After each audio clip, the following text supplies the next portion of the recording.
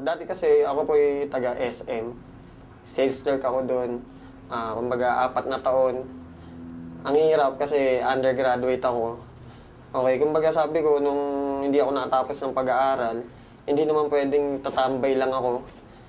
Kasi one time, nangingi ako ng pera sa mama ko, nakasimangot. Parang ang hirap na everyday mangingi ka lang ng pera, wala ang source of income. So, nag-work ako sa SM. Kaya lang, parang napapansin ko, ang tagal na ng panahon, walang nagbabago sa akin. Dumating yung time na yung escalator na dinadaanan ko, yun lang lagi. 3 taon na, 4 na taon na, walang nagbabago. So, naghanap ako ng paraan, kumbaga paano magbago yung buhay ko. Naimbita ako ng kaibigan ko, si Philip J. Una, hindi ako naniniwala sa kanya. Ang tagal niya ako iniimbita pero wala kasi sa SM, syempre, 8 oras ka nakatayo. Kumbaga, pag day off ko, nagsisinungaling na lang ako, kunwari may lakad ako para hindi ako makapunta sa kanya. Pero yung time na nakita ko yung negosyo, isa lang sinabi ko, isa lang naisip ko, sayang. Sana pala, nung una pa lang, iniimbita niya ako. Kumbaga, sumama na ako. Wala na nasayang na panahon. Kasi may nangyari sa akin, kaya ako kailangan pa ng dahilan para sumama ako sa kanya. Kasi last year, okay, nagka-baby ako. May 20 yun, May 20 sila pinanganak. Kaya lang, wala akong mga pambili ng gamot. Wala akong pang sustento. Kumbaga yun, nawala sila. Okay, nawala sila May 20. Libing nila May 21, yan yung birthday ko. Kaya yun nangyari sa akin. Iniimbitan niya na ako nung before. Hindi ako sumasama. Pero nung nangyari yun, nawala yung 2 kong anak, kambal yun. Sabi ko hindi pwedeng maulit yan sa akin kasi sabi ko nga magulang mo mag-abroad, masakit para sa'yo, di ba? Anak mo pa kaya, ilibing mo sa araw ng kaarawan mo. Sobrang sakit. Sobrang pag naalala ko yun. Isa lang sinasabi ko, buti na lang ngayon, kaya ko na.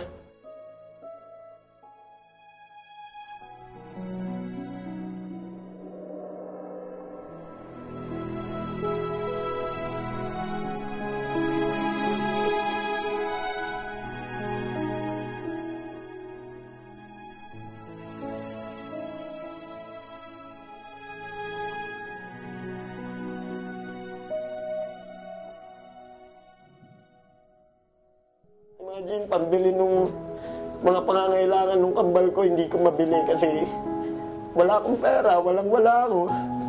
Kaya ngayon nandito ako, sabi ko, hindi na mauulit yun. Kaya ngayon, sumama ako sa V-Mobile para hindi na maulit yung mga dati nangyari sa akin. Alam mo yung walang-wala ka, trinabaho mo, pagsahod mo, bus ka agad, alam mo yun, parang bayad utang lang, trabaho, bayad utang na, wala nangyayari. Kaya nung dumating yung nangyari sa akin na yun, sobrang sakit. Parang wala akong magawa. Sinabi sa akin ng mga doktor, wala daw pag-asa kasi 6.5 months, pero hindi naman ganun eh. Sinabi lang nila yun para wag ako masaktan. Ngayon, masasabi ko, umikot talaga yung buhay ko. Bawat minuto nung oras ko, bawat segundo, masasabi ko may kwenta na, may sense na. Okay, sa financial, napakalaki. Nabibili ko na yung mga gusto ko. Bata pa ako, naisip ko, ba't ang daming kotse, nakasakay ka sa bus? Ang daming sasakyan, pero bakit pamilya namin wala? Okay, so ngayon, dito sa V-Mobile, kayang-kaya na. Kumbaga, magbibilang ka lang ng ilang buwan. Gusto mo ulit bumili, kayang-kaya mo. Actually, sa buong pamilya ko, natutulungan ko na sila. Dati, mama ko manghiram lang sa akin ng 200. Bukas, sisingilin ko na. Kasi wala ka nung panggastos. Ngayon, bigyan mo 1,000, 2,000, wala na eh. Hindi mo na iisipin kasi laging papasok na yung income sa'yo. Yung father ko, sumali siya nung nakabili na ako ng kotse. Siyempre, mga tao, pati mga kaibigan ko, nung nakabili na ako ng kotse, doon na sila nagsisalian. Kaya lang, sumali nga sila, pero ang problema, yung time. Sana kung nagsisimula pa lang ako, naniwala na sila sa akin, di sana kasabay ko sila ngayon. Mga tao kasi, mga Pilipino, to see is to believe. Actually, magulang ko, ganun din eh. Nung sinabi ko sa kanila yung negosyo, inintay pa nila na magka-resulta ako. Ayaw pa nga ako pag-resignin ng mama ko sa SM kasi sayang daw yung 13th month. Ma-advise ko lang, magtiwala ka. Kasi yun lang naman ginawa ko. Nagtiwala lang talaga ako. Unang-una kasi pwede mo isipin na imposible. Pwede mo isipin na walang mangyayari sa'yo dito. Pero once na inisip mo yun, talagang wala. Isipin mo lang na kaya mo. Magtiwala ka sa mga taong nakapaligid sa'yo.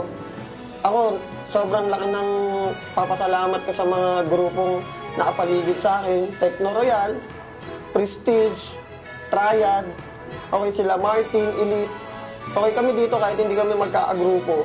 Pamilya kami lahat. Nandyan sila, aalalay sila para sa'yo. Sobrang nagpapasalamat po ako sa V-Mobile. Kasi sa totoo lang, nung pag nagdadrive po ako ng kotse, ako lang isa iniisip ko, paano kaya kung wala ako sa V-Mobile?